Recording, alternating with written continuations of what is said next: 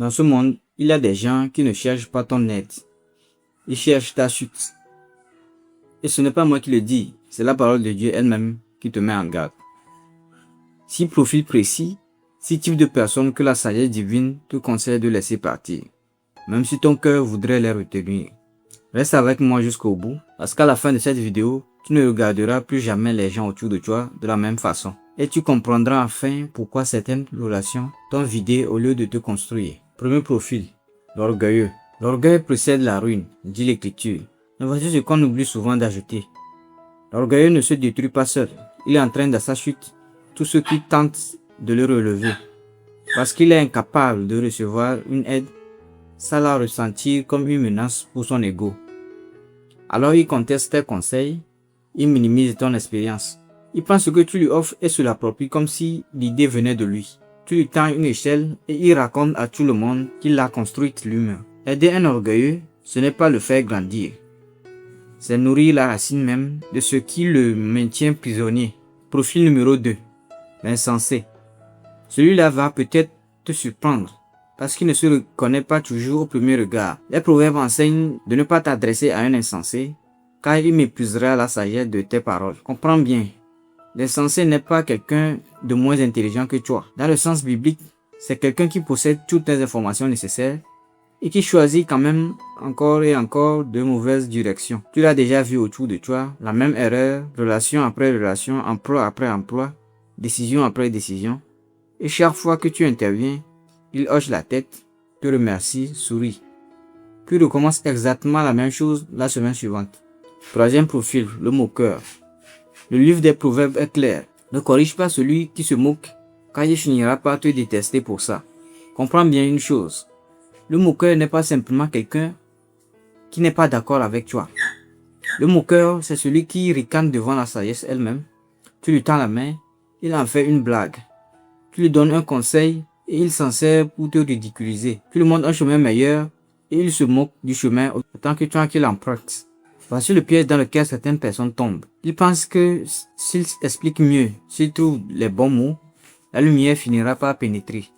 Non, ce n'est pas une question d'intelligence ou de pédagogie. Le moqueur a déjà choisi son camp. Cesse de dépenser ton énergie pour quelqu'un qui transforme ta compassion en spectacle. Le quatrième profil, l'ingrat.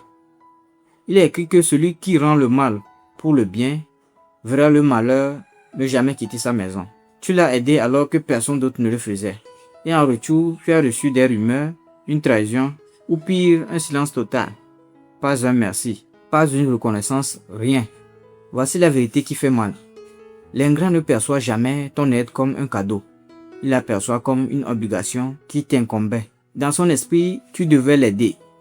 Et il n'y a donc rien à célébrer. Et le jour où tu arrêtes de donner, tu deviens son ennemi. Rappelle-toi, tu n'es pas un service. Tu es un être humain et cesse de te sacrifier pour ceux qui voient ta bonté comme un distributeur automatique. Cinquième profil, celui qui a rejeté chaque avertissement. Celui-là est lourd à porter. Il est écrit que celui qui reste inflexible après de nombreuses corrections sera brisé soudainement sans remède possible. Cela signifie qu'il existe un point où l'aide n'est tout simplement plus possible. Pas parce que Dieu cesse d'aimer, mais parce que le cœur de cette personne s'est endurci au point que plus rien ne peut l'atteindre. Tu connais probablement quelqu'un comme ça. Tu l'as averti, d'autres l'ont averti. La vie elle-même l'a averti et il a continué malgré tout. À un certain moment, continuer à intervenir n'est plus de la compassion, c'est de la complaisance. C'est maintenir cette personne confortablement installée dans un endroit qui devrait au contraire le pousser à changer. Parfois, là, le plus aimant que tu puisses poser, c'est de l'arrêter. Sixième profil, celui qui méprise. Il y a une nuance essentielle entre le moqueur et celui qui méprise. Et presque personne ne la voit. Le moqueur rit de ton aide. Celui qui méprise, lui, la ressent comme une attaque. Tu essaies de l'aider et il se sent offensé. Tu essaies de le corriger, il s'enflamme. Tu essaies simplement de prendre soin de lui et il retourne ton geste contre toi. Voici ce qui rend ce profil si dangereux. Il te fait croire que le problème vient de toi. Après un certain temps, à son contact, tu commences à douter. Peut-être que je me suis mal pris. Peut-être que j'étais trop dur. Peut-être que je devais changer d'approche. Mais non. Le problème n'a jamais été la façon de faire. Le problème, c'est qu'il ne veut pas changer. C'est qu'il ne veut pas changer. Il veut que tu approuves l'endroit que tu es resté figé.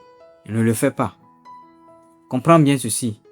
Il ne te demande pas de cesser d'aimer les autres, ni de devenir froid ou indifférent.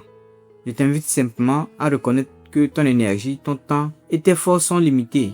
La véritable sagesse consiste à discerner ceux qui ont réellement besoin de ton aide et ceux qui profitent constamment de ta bonté sans jamais vouloir changer. Les Écritures nous appellent à aimer, mais aussi à exercer le discernement afin de préserver notre capacité à continuer de faire le bien.